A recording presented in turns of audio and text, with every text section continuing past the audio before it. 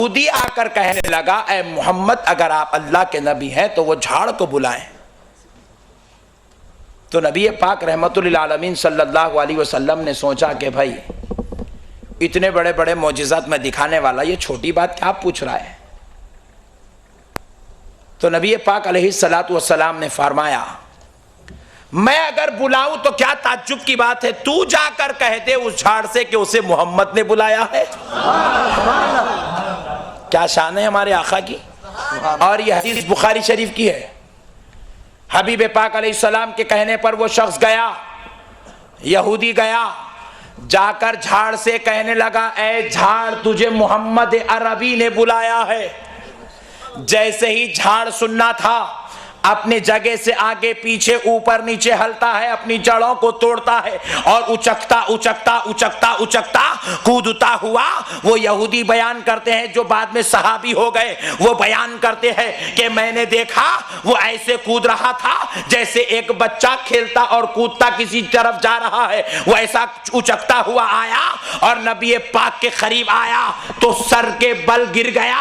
मैं देख रहा था तो समझ में आ रहा था कि झाड़ नबी को सजदा कर रहा है। बुखारी शरीफ के अल्फाज है, सहाबी बयान करते, महसूस हो रहा था कि झाड़ नबी को सजदा कर रहा है। हमको मना है किसी को सजदा करना, झाड़ों को नहीं है, क्योंकि अक्ल हमारे पास है, हम अक्ल वाले हैं।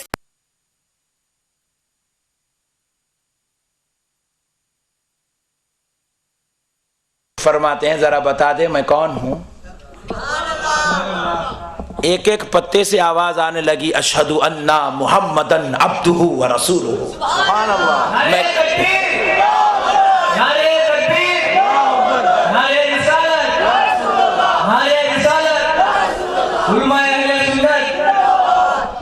अब हुजूर ने फरमाया, जा जाकर अपनी जगह पे खड़ा हो जा।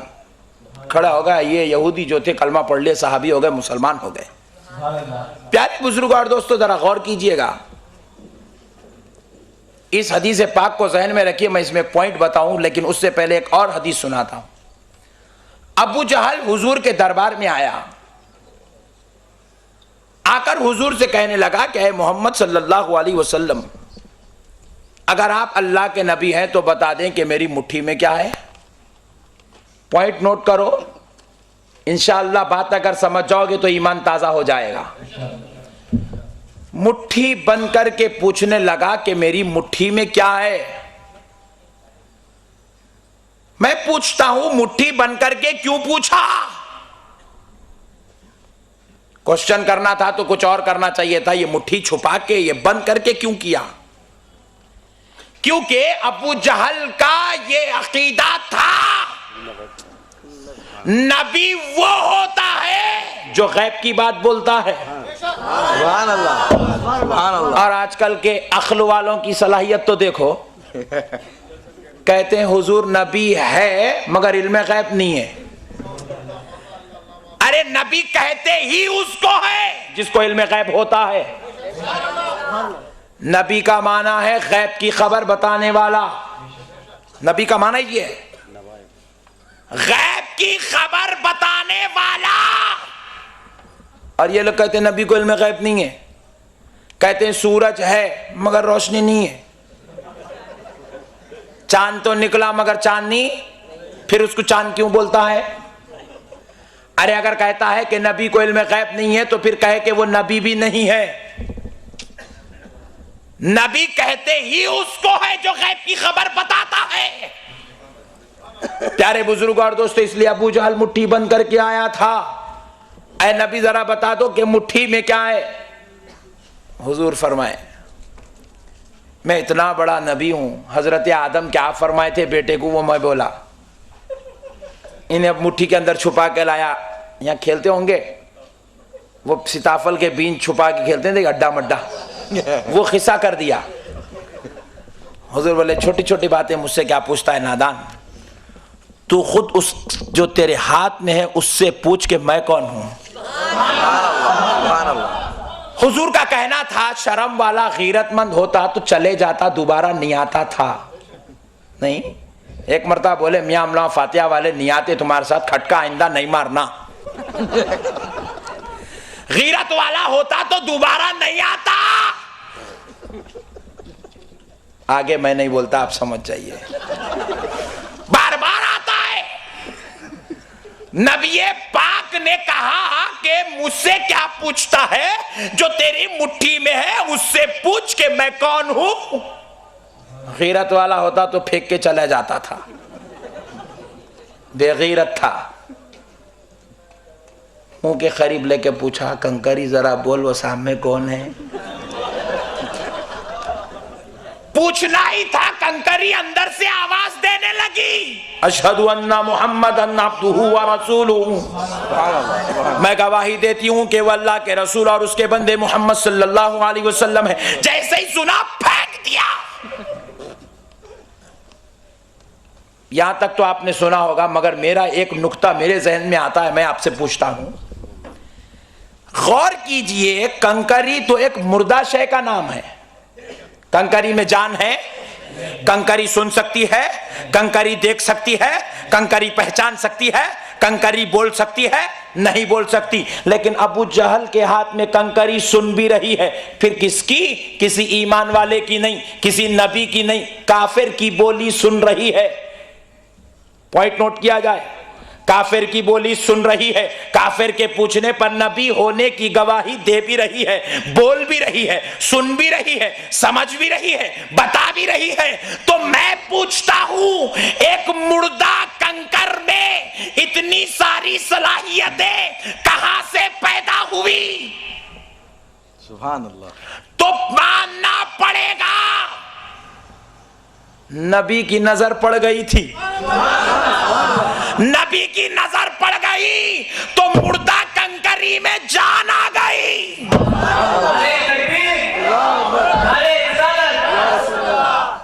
नजरे मुस्तफा का ये कमाल है, नबी की नजर कंकरी पर पड़ गई तो कंकरी बोलने लगी, कंकरी सुनने लगी, कंकरी बताने लगी, कंकरी पहचानने लगी और वो बातें कहने लगी जो बातें सुनने के लिए अबू जहल तरस रहा था।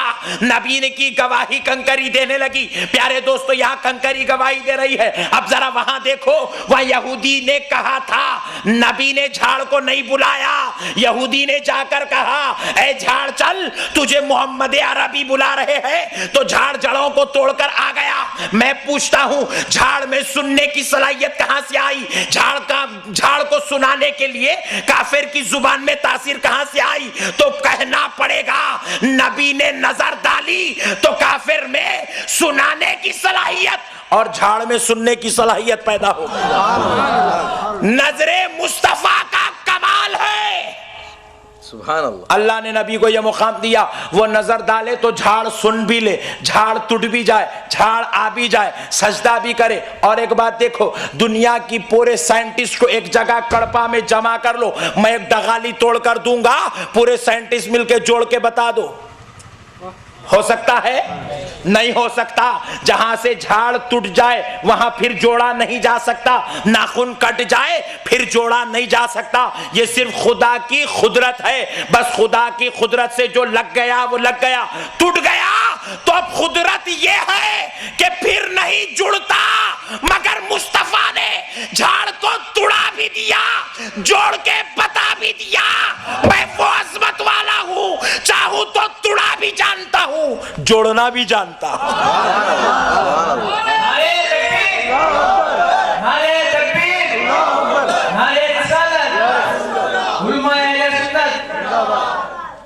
नबी बताना चाहते थे, मैं अल्लाह का नबी बनकर आया हूं।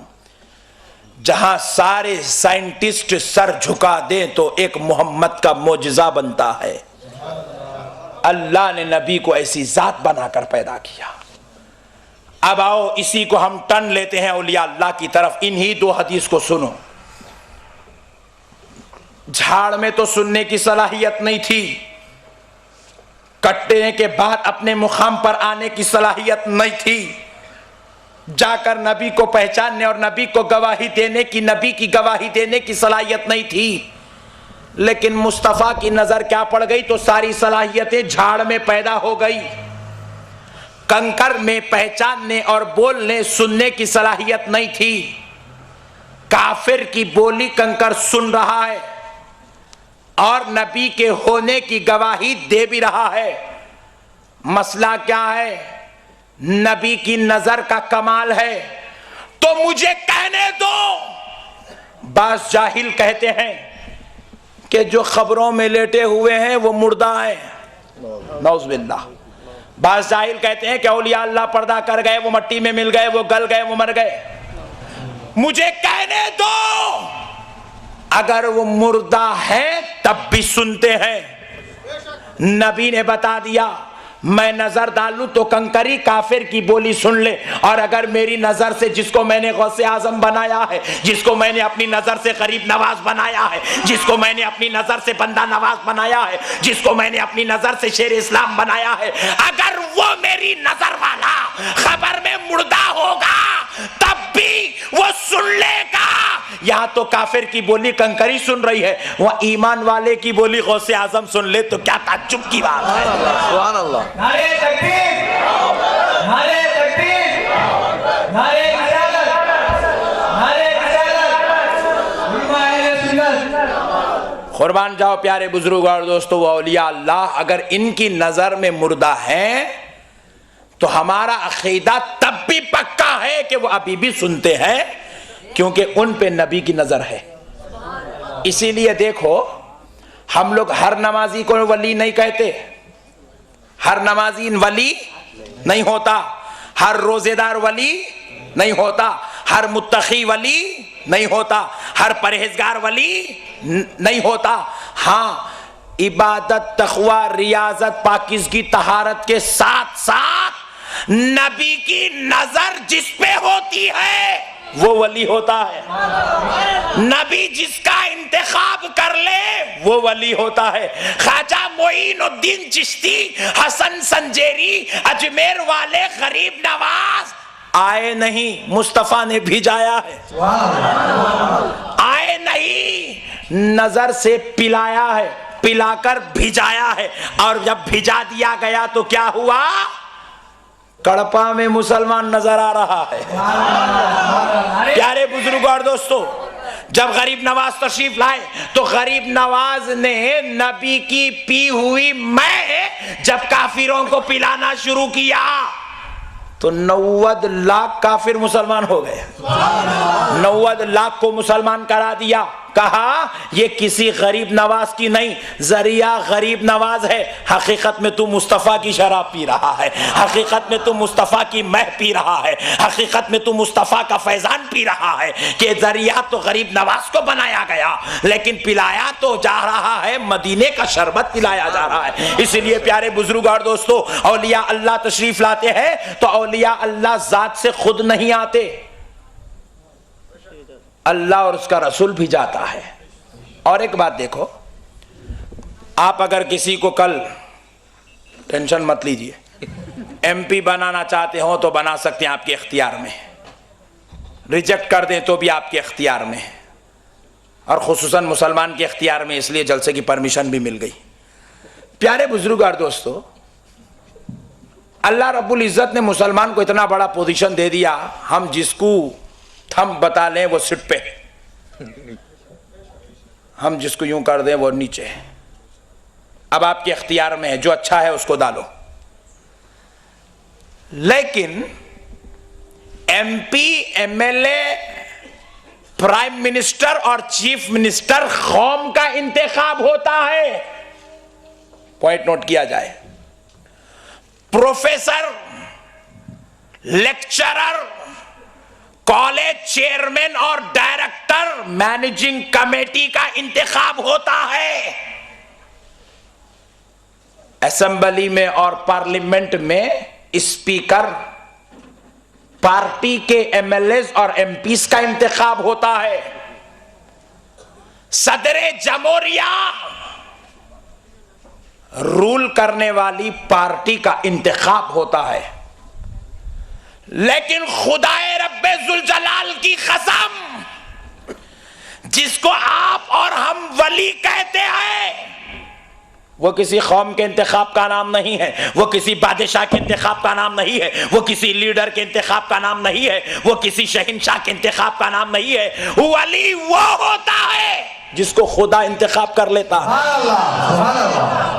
अजी जो आपका और हमारा इंतखाब है, वो 5 साल सीट पर बैठे, बीच में उतरे तो उसकी मर्जी है, लेकिन खुदा जिसका इंतखाब करता है वो सीट पे जब बैठ जाता है उतरता नहीं है। वो जिसको बिठाना चाहे तो बाजू बिठा भी लेता है। गौसे आजम को बिठाया था, गौस ने नजर डाली तो ख्वाजा गरीब नवाज को बिठा लिया, गौस ने नजर डाली तो बंदा नवाज को बिठा लिया, गौस ने नजर डाली तो खुतबुद्दीन बख्तियार काकी को बिठा लिया, गरीब नवाज ने नजर डाली तो साबिर पिया को कलियर में बिठा दिया, गरीब नवाज ने नजर डाली तो दुनिया के खित्ते खित्ते में अपने महबूबों को बिठा दिया। बताया सुन, मैं खुदा का इंतखाब हूं और मैं जो चाहूं जैसे चाहूं कर सकता हूं, हाथ मेरे है, कुव्वत खुदा की होती है, नजर मेरी है, देखना खुदा का हो रहा है, जुबान मेरी है, कुव्वत और गोयाई कलाम की कुव्वत खुदा की होती है। मैं अगर कह दूं, वली कह रहा है